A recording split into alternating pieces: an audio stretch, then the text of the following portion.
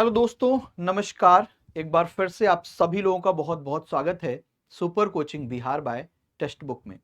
और आज दोस्तों हम आपके साथ जुड़ चुके हैं। यहाँ पर बहुत सारी चीज़ें आपके साथ डिस्कस करनी है। यहाँ पे आप देख रहे हो बिहार बिजली विभाग भर्ती में वैकेंसी जो निकली है जूनियर अकाउंट्स की, ठीक है। तो यहाँ पर आपका क्या एलिजिबिलिटी क्राइटेरिया है वो मैं आपको बताने वाला हूँ।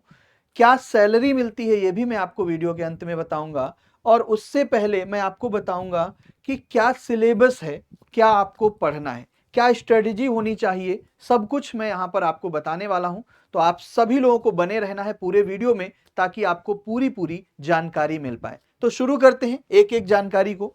तो यहां पे मैं आपको बताना चाहूंगा कि अभी सैलरी एलिजिबिलिटी क्राइटेरिया और एग्जाम सिलेबस में एक एक चीज को हम लोग यहां पर कंप्लीट करते हुए चल रहे होंगे।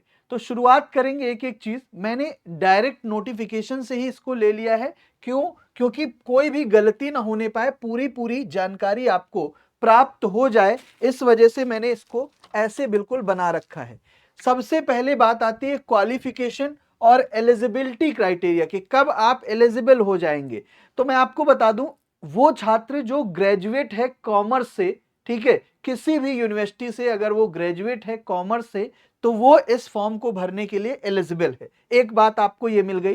साथ ही साथ लिखा है the appearing candidate are not eligible to apply, the applicant must possess the requisite qualification on the date of submission of the application। बोला गया है कि जो एप्लीकेशन के सबमिशन के टाइम पास नहीं हुआ है, वो अपेयरिंग में है, वो एलिजिबल नहीं है। जो स्टूडेंट पास हो चुका है, ग्रेजुएट हो चुका है, वो लोग इस फॉर्म को भर सकते हैं। दूसरी बात यहां पर हमने एज एलिजिबिलिटी भी ले लिया है। कौन लोग एलिजिबल हैं अकॉर्डिंग टू एज? तो आपको मैं बता दूं, मिनिमम एज जो यूआर कैंडिडेट की, जनरल कैंडिडेट की होनी चाहिए वो 21 होनी चाहिए। मैक्सिमम एज 37 होनी चाहिए। एससी कैंडिडेट के लिए 21 और 42 मैक्सिमम एज है। एसटी के लिए 21 और 42 सेम वही एज। ईबीसी के लिए 21 और 40 मैक्सिमम एज है, और 21 बीसी के लिए और 40 मैक्सिमम एज है। फीमेल कैंडिडेट के लिए 21 और 40 आपका ये एलिजिबिलिटी क्राइटेरिया है अकॉर्डिंग टू एज। तो एलिजिबिलिटी क्राइटेरिया को अपन लोगों ने यहां पर डिस्कस कर लिया है। साथ ही साथ हम लोग यहां पर सिलेबस को देखेंगे जो कि मेन है कि भाई इसमें क्या पढ़ना है वो हमें पता होना चाहिए। तो क्या पढ़ना है ध्यान से देखना, क्या क्या आपको पढ़ना है।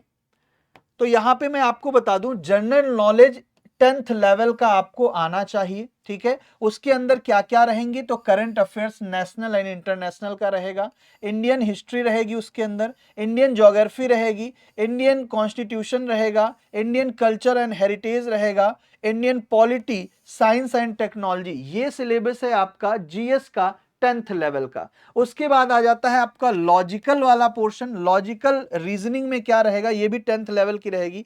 और ये सब टॉपिक आपके लिखे हैं, analogy, similarities, problem solving, differences, analysis, है ना, रिलेशनशिप, ऑब्जर्वेशन, ये सभी टॉपिक आपके यहां पर किसमें दिए गए हैं? ये सारे टॉपिक आपके रीजनिंग में दिए गए। तो रीजनिंग आना चाहिए आपको, जीएस आना चाहिए। ये मतलब ये आपके सब्जेक्ट हैं। यहां पर जनरल इंग्लिश की बात करें तो कंप्रीहेंशन इसका 10th लेवल का आपसे पूछा जाएगा। Synonym, antonym, one word substitution, error detection, idioms, phrases, comprehension, ये भी आपको पैसेज कंप्रीहेंशन पूछा जाएगा। जनरल हिंदी भी इसका सिलेबस है। आप देखोगे कि ग्रामर, वोकैब, कंप्रीहेंशन, ये सारे टॉपिक आपके देखिए यहां पर कवर किए गए हिंदी में। तो कौन कौन से सब्जेक्ट हो गए? एक जीएस हो गया, रीजनिंग हो गया, जनरल इंग्लिश हो गया आपका, जनरल हिंदी हो गया। और अगर हम लोग आगे बढ़े इसमें तो ये भी है आपका पांचवा subject, basic knowledge of computer. Computer का बेसिक नॉलेज आपको होना चाहिए।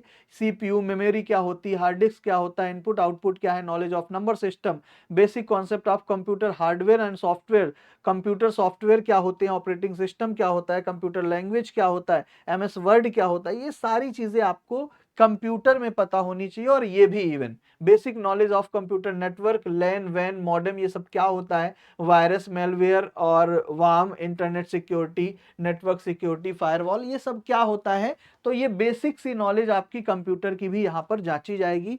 और 6वें नंबर पे आता है कॉमर्स, जो आपका सब्जेक्ट है, उसमें ये चीजें आपसे और पूछी जाएंगी। ये सभी आपके सब्जेक्ट लिखे हुए हैं, एक एक टॉपिक ये सब लिखे हुए हैं, इनको आपको यहाँ पर इंक्लूड किया गया है। तो ये है इसका फुल सिलेबस, यानी 4 सब्जेक्ट आपसे पूछे जा रहे हैं। कौन कौन सा? जीके जीएस आपसे पूछा जा रहा है, आपसे जीके जीएस के साथ इंग्लिश पूछा जा रहा है, हिंदी पूछा जा रहा है, रीजनिंग पूछा जा रहा है, और कंप्यूटर नॉलेज पूछा जा रहा है, और कॉमर्स पूछा जा रहा है। ये 6 सब्जेक्ट आपके तैयार होने चाहिए, ठीक है। तो ये हो गया। इसके बाद अगर हम लोग आगे बढ़ें, तो आप देखोगे यहां पर ये सैलरी, मेन तो आपको सैलरी भी पता होनी चाहिए, आखिर क्या सैलरी बनेगी। तो यहां पर 2 चीजें हैं। क्या होगा? कंसोलिडेटेड पे during 1 year probation period. Probation period जब रहेगा तब आपको जो पे बैंड होगा वो आपको 9200 से 15,500 के बीच में होगा, ठीक है।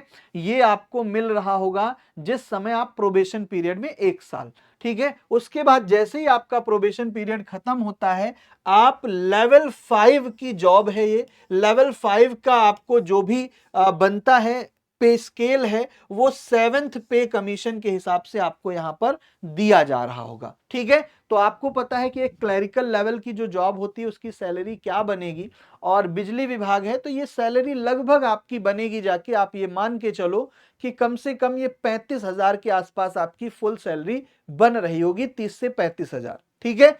तो अच्छी सैलरी है। 1 साल प्रोबेशन कंप्लीट करने के बाद आप 35,000 सैलरी कमा रहे होंगे यहां पर। तो एक बहुत ही अच्छा आपके लिए स्टार्टिंग पीरियड हो सकता है, आप कह सकते हो इसके लिए, ठीक है। तो यहां पे आपने पूरी जानकारी ले ली, जो कि मैंने आपको शुरुआत में ही थंबनेल में बताया था कि ये चीजें मैं आपको यहां पर बताने वाला हूं, ठीक है। तो आई होप कि इस वीडियो की जो जानकारी थी मैंने आपको दे दी है, और क्लासेस लगातार चल रही हैं, ठीक है, super coaching Bihar by textbook पर। इन क्लासेस को आप लोग वॉच करिए, और अपने एग्जाम में, अपने जो सफर है आपका, है ना, इसमें आप आगे बढ़िए। तो आज का सेशन अपन लोग यहीं तक रखेंगे, मिलेंगे अगले टर्न पे। तब तक के लिए नमस्कार, बाय बाय, जय हिंद, जय भारत, थैंक यू।